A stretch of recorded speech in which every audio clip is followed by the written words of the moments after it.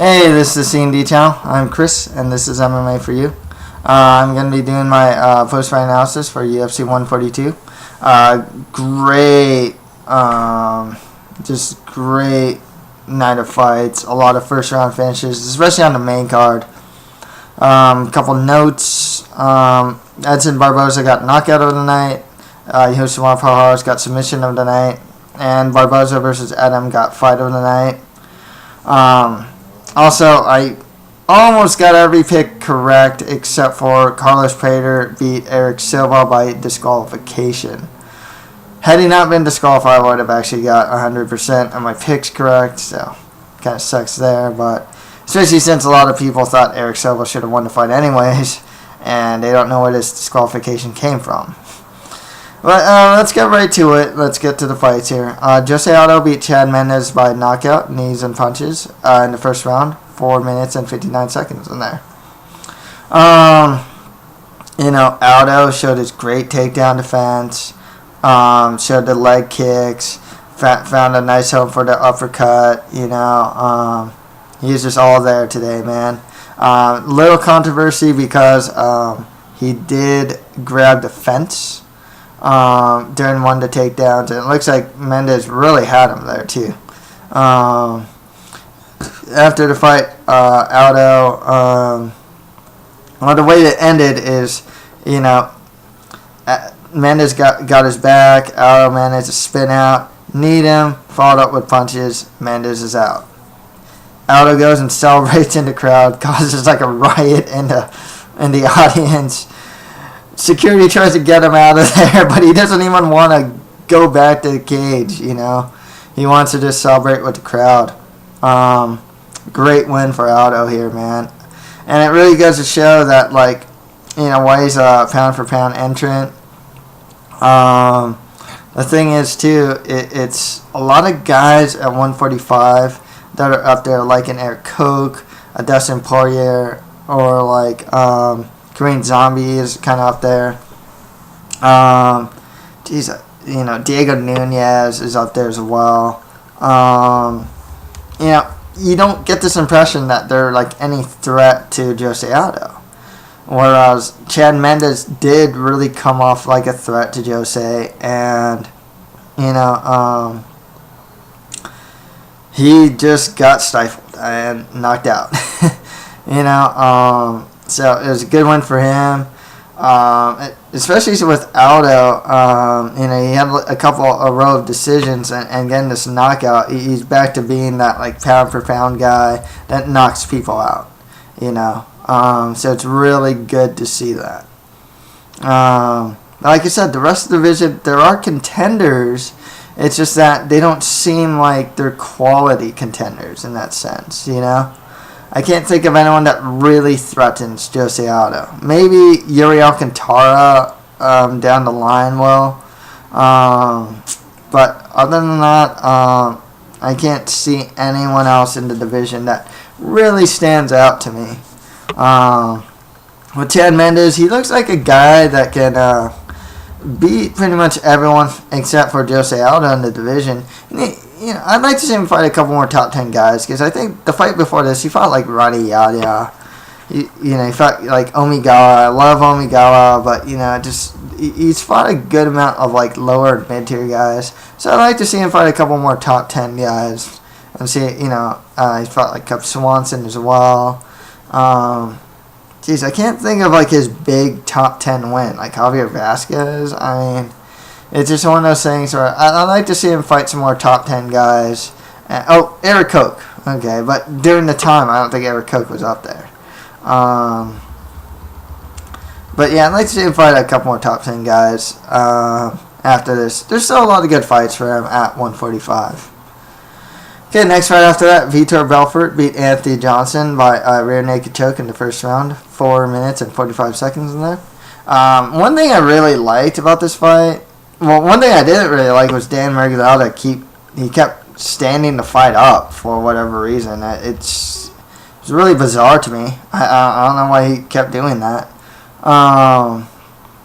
The thing I really liked, though, was everyone touts this guy's Brazilian Jiu-Jitsu skills. He's a black belt under Carlson Gracie, but you never get to see it. In this fight, he got taken down, and he fought off its back. You know, the way he took Anthony Johnson's back. It's really slick. You finally get to see Vitor Belfort's like Brazilian Jiu-Jitsu skills.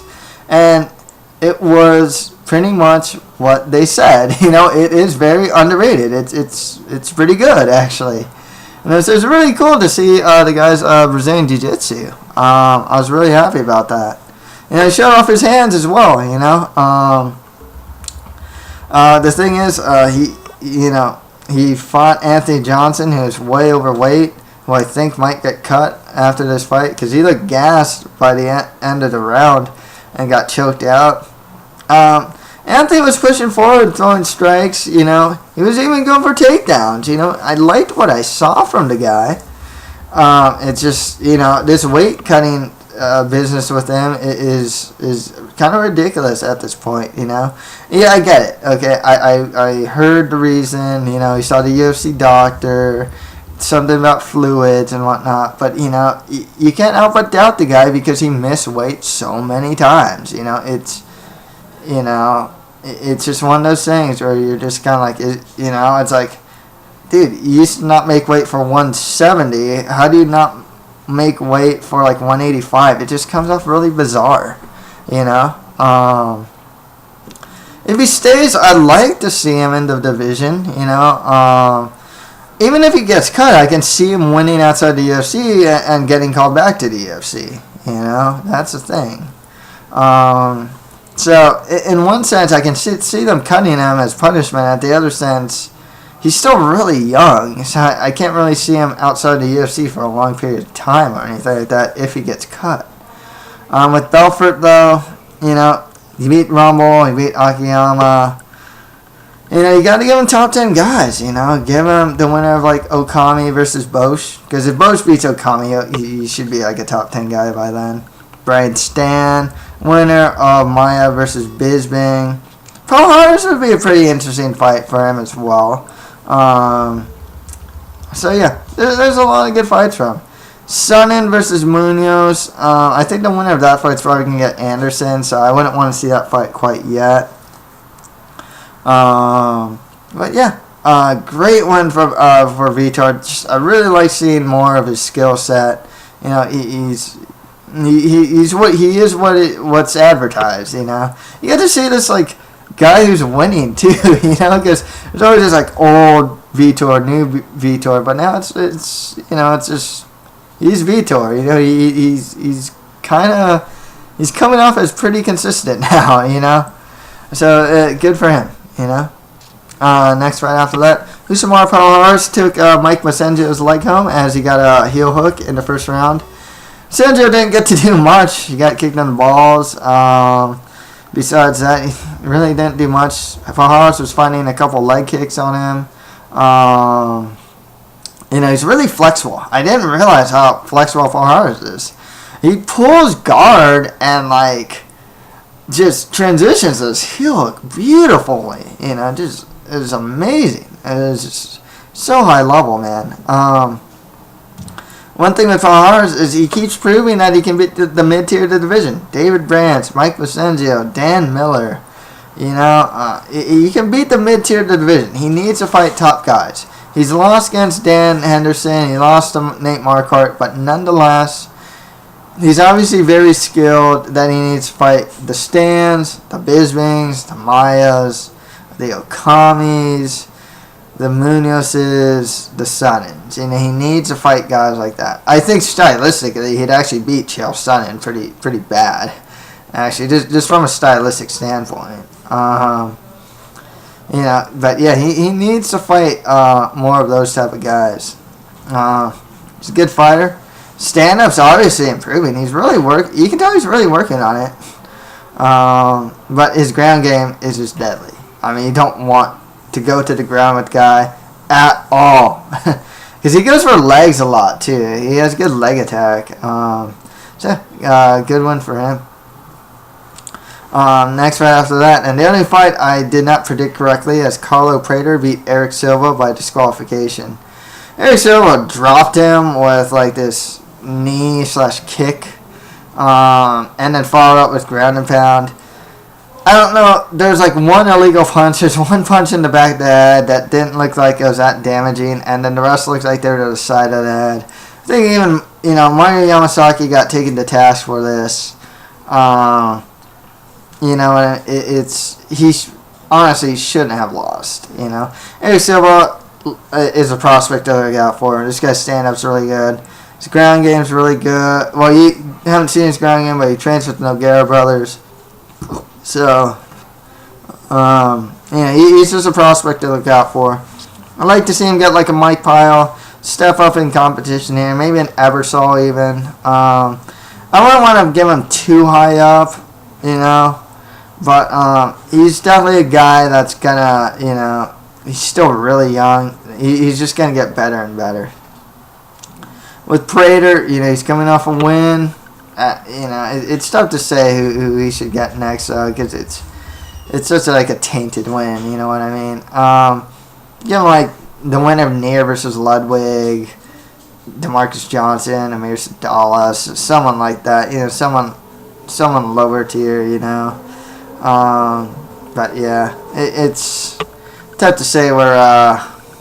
With Prater, he wasn't overtly impressive here, or anything like that. But Eric Silva, prospect I'd look out for. Okay, next fight after that. Edson Barboza knocked out Terry Adam with a spinning heel kick in the third round. This was just amazing. This was a knockout, like a highlight reel UFC knockout, This is like one of the best knockouts in the UFC, Seriously, Adam did the Statue of Liberty pose. Like, his hand was still up, and he just fell backwards. He got lamped. Seriously. He got knocked out on his feet. He went stiff and just, collapsed. That's the thing. He went timber. You know what I mean? Barboza showed great takedown defense and a great ability to get back to his feet as well. His leg kicks are deadly. His hands are deadly. And, he actually hit a spinning back kick on Terry Adam and now a spinning heel kick to, knock him out, And Terry Adam's got a pretty good chin, too. Honestly, I think Barboza should get, Nate Diaz next. If not Diaz, then maybe Cerrone even. Another guy that's coming out that I think would really test his wrestling would be Jacob Volkman. I think that'd be a good fight for him. Barboza's really coming off there. He should probably fight more at the top of the division now. Maybe Evan Dunham, because he's coming back up as well. If you want to give Barboza the winner of Jim Miller versus Melvin Gillard, I wouldn't complain there, actually. That'd be pretty cool. Adam, though, this guy's stuck in mid-tier purgatory. He's lost, Barboza. He'll win some, then he loses some. Sam Stout's kind of like that, too, he lost to Barboza here. He's lost to Dos Anjos, lost to Clemente. Still pretty young, but, he seems really stuck in the mid-tier. As far as he should get next, probably Sam Stout. I don't mind that at all. Or other mid-tier lightweights. Okay, and on to the prelims. Thiago Tavares beat Sam Stout by unanimous decision. I think Tavares won because he won the first round for sure. Second round was really close, though, but I think he edged out the second round. The third round, Sam Stout almost finished Tavares. The thing with Sam Stout, it's the same thing with him. He'll knock out Eve Edwards, lose to Thiago Tavares.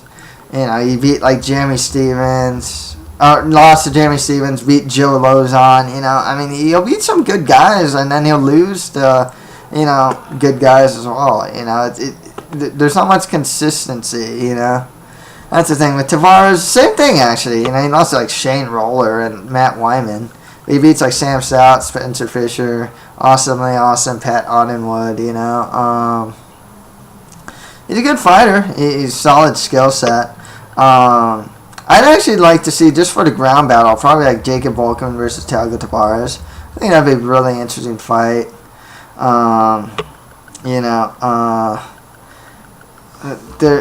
a lot of other like more like ground-oriented fighters. I'd like to see Thiago Tavares fight. So that's the thing. But there's other guys he can fight as well.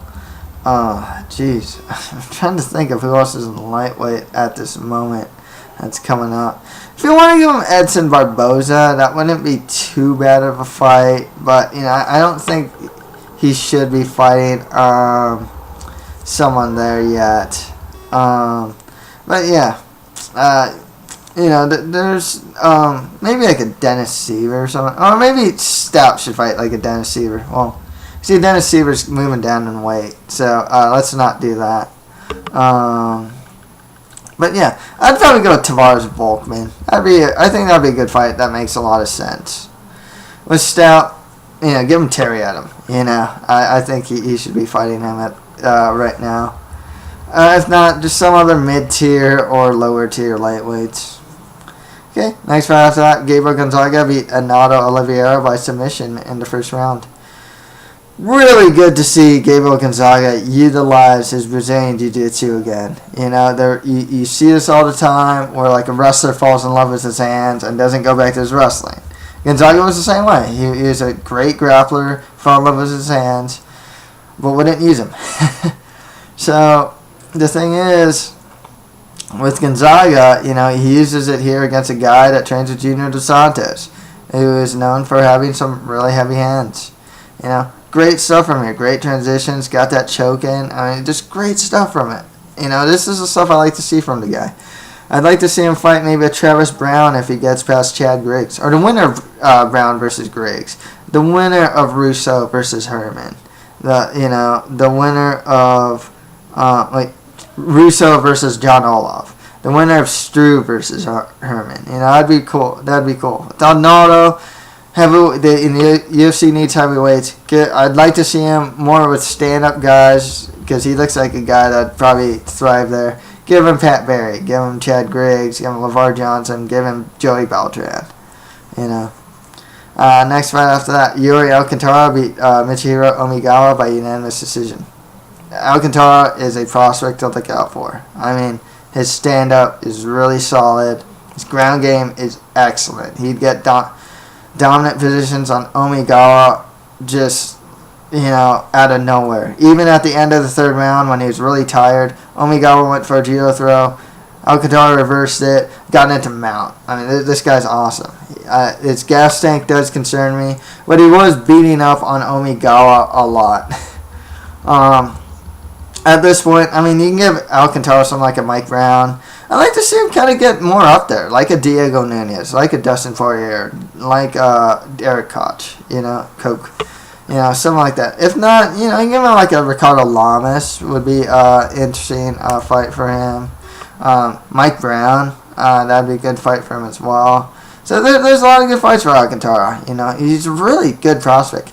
I don't want to give him like something like a Hades. I think he'd actually kill Jim Hades at this point. But yeah, he's someone to look out for. Omigawa, he should be fighting more of like the mid or lower tier of the division. Someone coming off a loss. Thinking of the loser of like Leonard Garcia versus Taekwon Zhang. Okay, next fight after that, Mike Pyle beat Ricardo Funk by TKO in the first round. Mike Pyle is the only non-Brazilian to beat a Brazilian on this card. He's a really solid fighter. His stand-up is good. His wrestling and his ground game are excellent. His ground game especially is excellent. But the thing with Pyle, he lost to Rory McDonald. He's beaten guys like Hathaway though. Beat Ricardo Funk or Funch. Or Funch. But I'd like to see Mike Pyle fight like the winner of Sayar versus Paul Tiago. As much as Mike Pyle has been having like a career resurgence this late in his age, he's in his late 30s or like mid to late 30s. I still think he's kind of best served more as a gatekeeper. Finding guys like Hathaway or Rory McDonald, I think is a really good role for him, to be perfectly honest, because he has a solid skill set, but it's not like a next level skill set at the same time. So he's got really good tests for these new guys. Give him Eric Silva. That'd be pretty cool. Or Carlo Prater, because he's coming off that win. Mike Pyle, like I said, I think he's best served as a gatekeeper type. With Funch, he took the fight on short notice. He might get another fight. Give him like Amir Sadala, DeMarcus Johnson, loser of Ludwig versus Neer, something like that. Okay. And finally, Felipe Arantes beat Antonio Carvalho by unanimous decision. I was impressed with Arantes' takedown defense, his ability to get out of bad positions on the ground, and his stand-up was solid as well. Carvalho looked pretty good. His stand-up needs some work. His ground game is excellent, though. There's not really much I can say. I think they should just fight some more lower-tier guys of their division. So that's it for my UFC 142 post-fight analysis. If you have any comments, just leave them below. That's it for MMA for you. Thank you very much.